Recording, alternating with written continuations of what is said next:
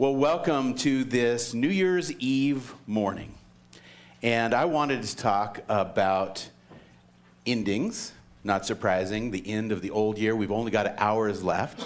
And beginnings, the time as we prepare for the new year ahead and wonder, what's it going to be like? What's it going to mean for me? How can I make it the best year yet?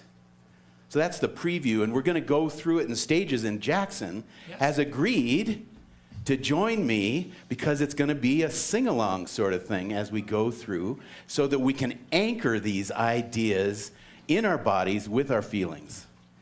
So I'm really grateful for this last year. One of the things is this stuff, they call it AI, artificial intelligence. Now, I'm not sure if we have so much of the homegrown intelligence. What in the heck are we doing trying to invent artificial stuff?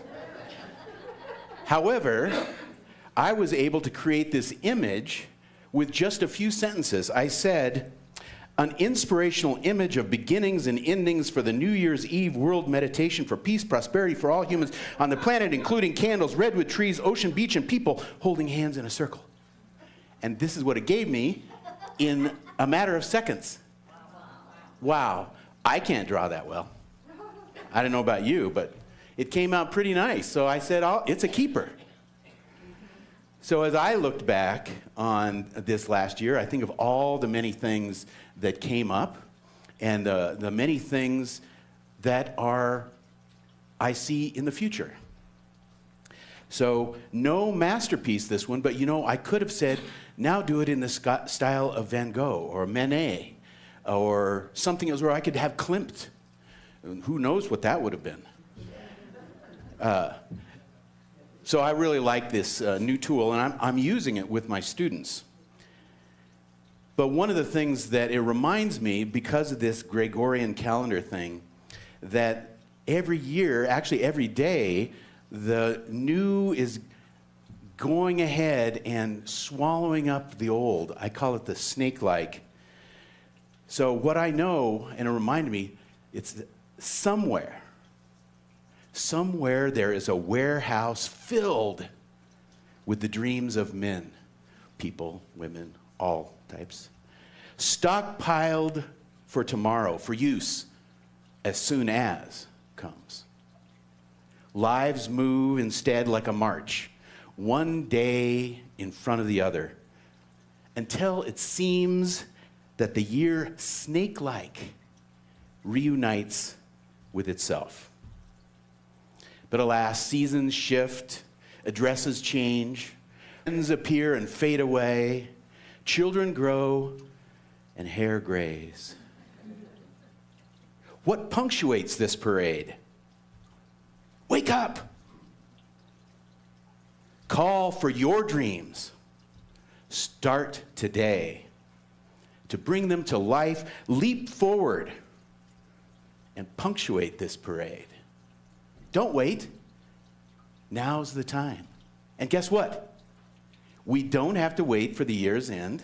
In fact, we don't have to wait till tomorrow.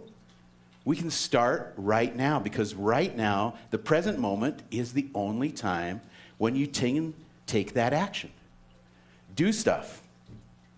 Now, I'm a list maker. I admit it.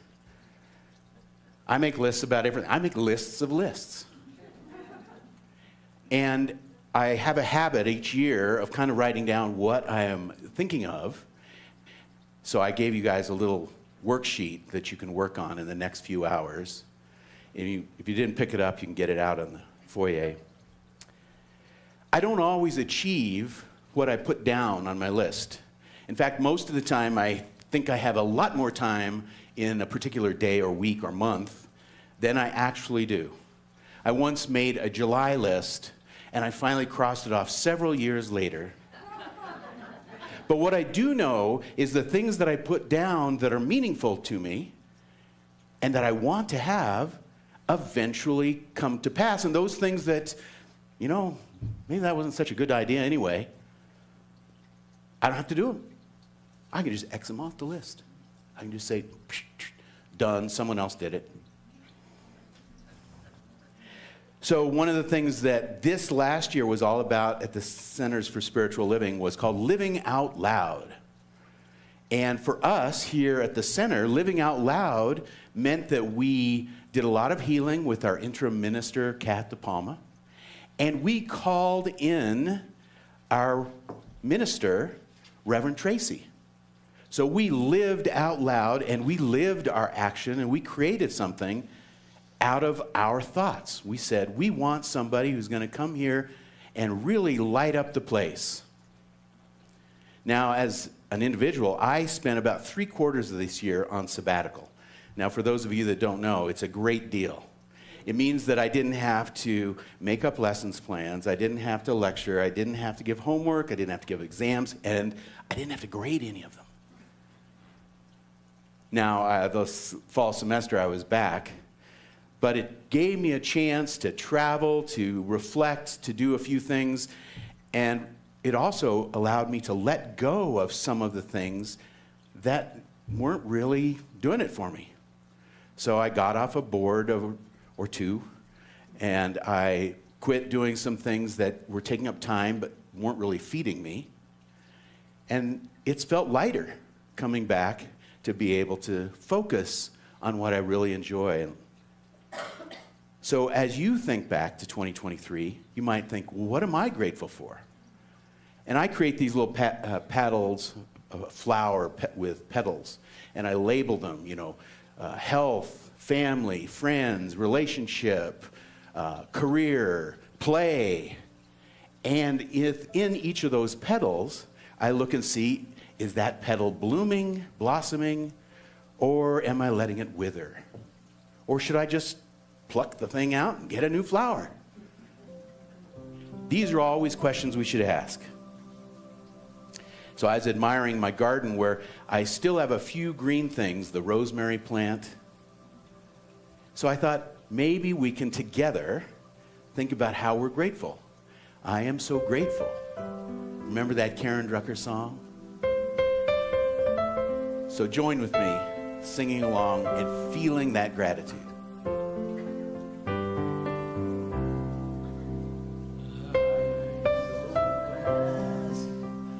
I am so blessed, I am so grateful for all that I have. I am so blessed, I am so blessed, I am so grateful, I am so blessed. What about we? We are so blessed. We are so blessed, we are so grateful for all that we have. We are so blessed, we are so blessed, we are so grateful, we are so blessed. I was talking to Jackson about this, and we were speaking about how speaking or singing out loud makes it come to life. You can't just be a bystander and go, talking inside. Some people say, well, I was just thinking. But if you say it out loud, they say that if you share your ideas with other people, the odds that it is going to manifest increases dramatically. Now, you only want to share these things with people you trust, not somebody who's going to say, oh, that's a bad idea. Kick them out. You don't need that. So find the people that are going to say, yeah, great idea. When are you going to start? I'm going to start now. Because that feeling and attitude of gratitude is powerful, and it's attractive. And people want to just say, what are you having? I want some of that. So as we sow, so shall we reap, right? So if you laugh, then what happens? What do you notice? Now the world sings with you. So there you go. That's why we like this music. But of course, sometimes the past is holding on to us. We can't soar. We're like the balloon with the chain holding it down. Because there are things that happen. You know, we're all saddened by the tragedy that occurred at Thanksgiving. And we're still holding the highest and best for Karen as she's on her healing journey. And the men's group, we're holding for 49 days, because the Buddhist tradition is 7 times 7. We allow his soul to move in to a place of no suffering, which we're sure to achieve. So this ritual of release is powerful. And part of the ending of an old is letting go. Letting go, unchain that balloon. Soar. See what's possible by letting yourself rise up. Look all around at the vista, the magnificent view that we have every day that sometimes we get a little blind to because we go the same way. My car reminded me that it knows a whole lot about my habits. I don't like it. So I started driving different ways. It's very confused now. Doesn't know where I'm going, which is perfect. Because the adventure of life is letting that chain go and letting the balloon float where it will. So what will you release? So guess what? We got another song. Ricky Byers, who we really love, sang this first with the Agape Choir years ago. And she said, I release and I let go. I let the Spirit run my life. And my heart is open wide. You know I'm only here for God. And no more struggle, no more strife. With my faith I see the light. And I am free in the Spirit. And I'm only here for God. I didn't have quite all the words right, obviously. Thanks. That really hits it for me. Because if I release and I let go and I trust, then so much more is possible. So I know that there have been times, believe it or not, where I've thought, well, I know best. I know what I want. I'm just going to go for it. And I wonder, why is it that it seems like I'm knocking my head against the wall? Nothing's working. The doors aren't opening. I'm willing it. I'm, saying, yes, it's going to happen. If I have to push this mountain, I will, one stone at a time. That's a tough way to go. But I admit, found myself in that place because I hadn't released that spirit. I hadn't released the idea of saying, I could use a little help here, universe. I could enroll some other people to participate with me, and it would make it a whole lot easier. Have you ever found yourself in a situation like that, where you've willed your way through? The way that Ernest Holmes taught us to do affirmative prayer, he says, we don't beseech, we don't nag, we don't say, come on, make it happen. No, instead, we first say, there's only one thing happening.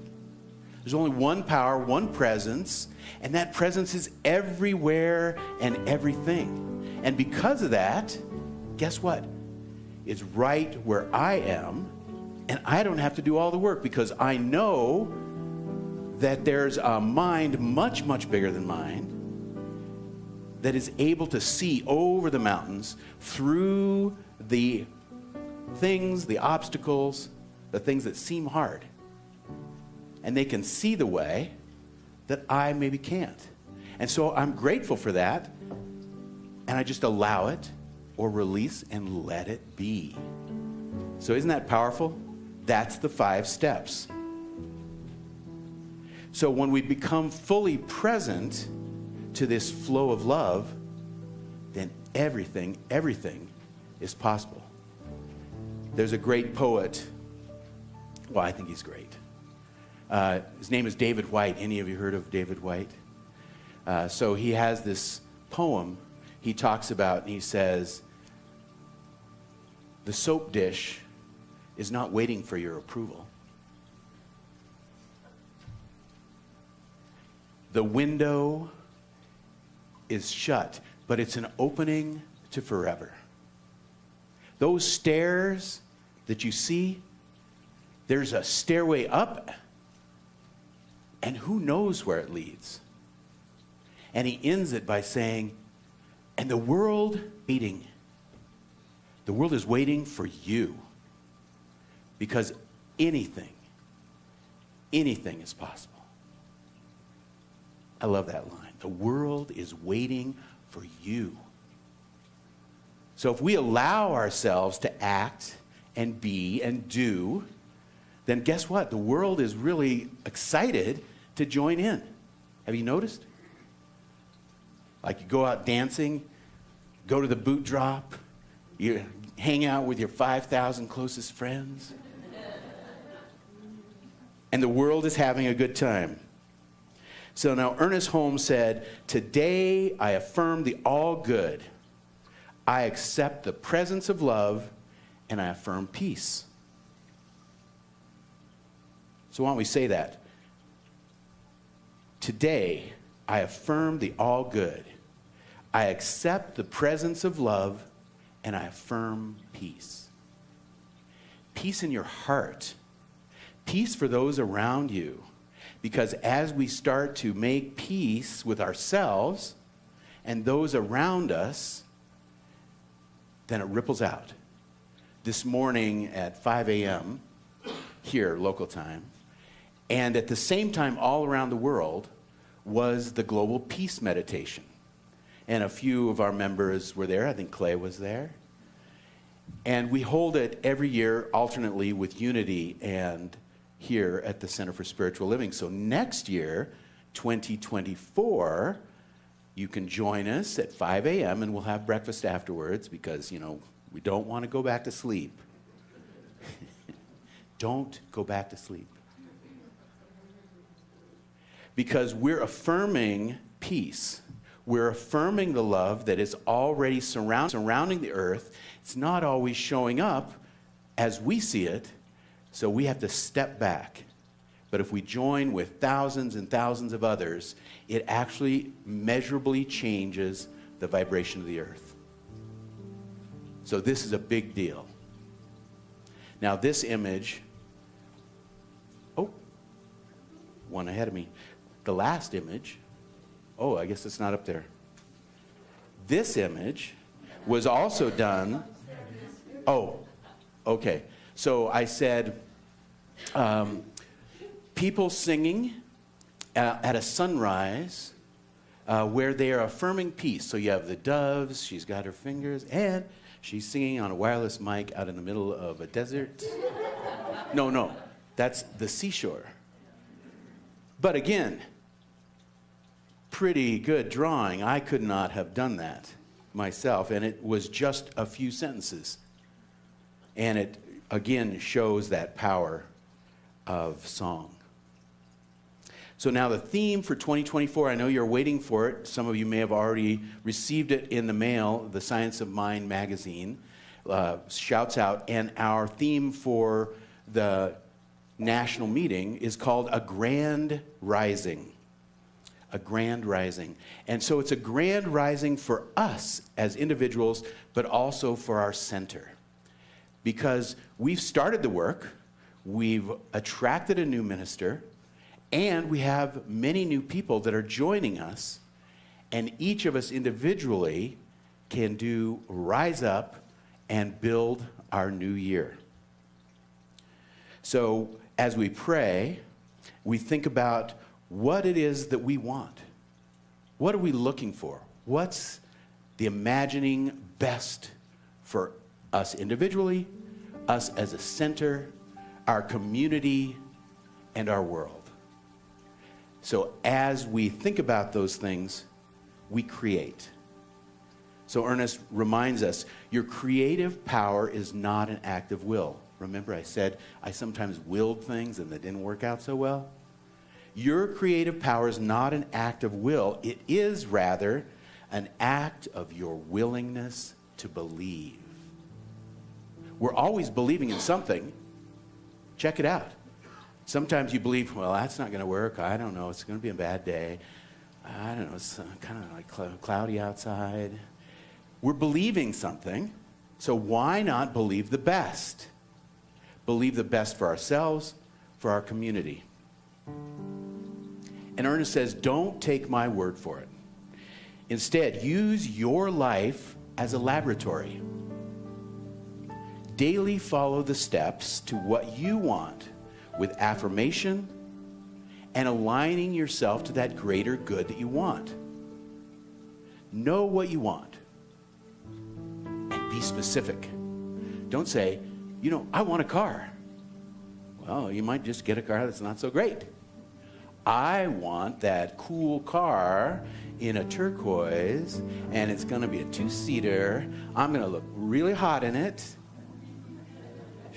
I can feel myself going. Feel it. Imagine it. Know it. And that car will be drawn to you. You'll start to see other cars like it. Oh, there's another one of those. Yeah, velociraptors. Maybe that's a dinosaur. No. But incorporate all this into your daily practice, and it's sure to be true. Ernest Holmes said, try it. So as we look ahead to 2024, there's expansive possibilities. We've got 365 days. That's a lot of time. And so I invite you to consider reviewing all the steps. Write them out. Share them, remember? Share them with a friend who will believe in you. And if you haven't started visioning, then start a visioning practice. And you can go to Ray Jordan, Higher Vision Institute. She's a CSL practitioner. And she has a great guide for visioning it. But it's pretty simple, 5 steps. So, what is the highest vision for my life? What is the highest vision for my life?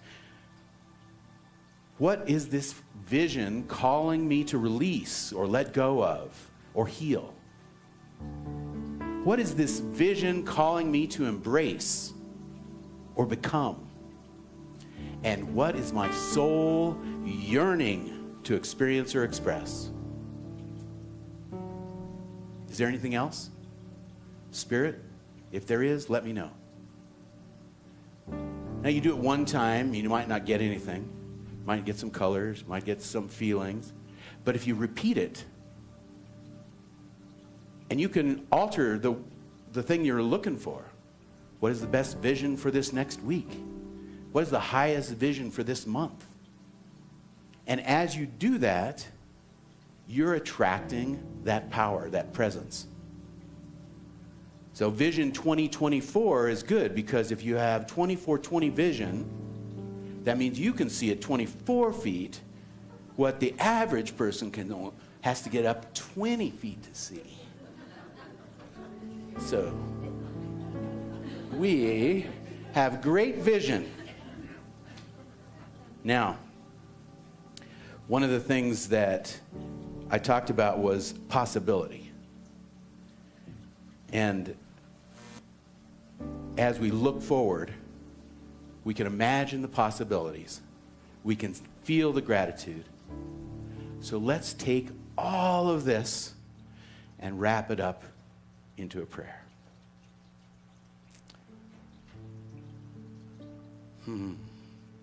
So just recognize with me that power, that presence, that one indescribable universe. We call it God. We call it Spirit. By any name. It's right here, right now. And there is no time, no place where this power is not. That means right here, with me, with you. And so I know that as we are grateful for the past and release those things that want to be healed, we can move into this new year with great vision, knowing that so much is possible. In fact, anything is possible. So I am just grateful for the knowing and the teaching and the tools that we teach. And I just send these words into the action of love and law, knowing it's already done. And together we can anchor that by saying, and so it is.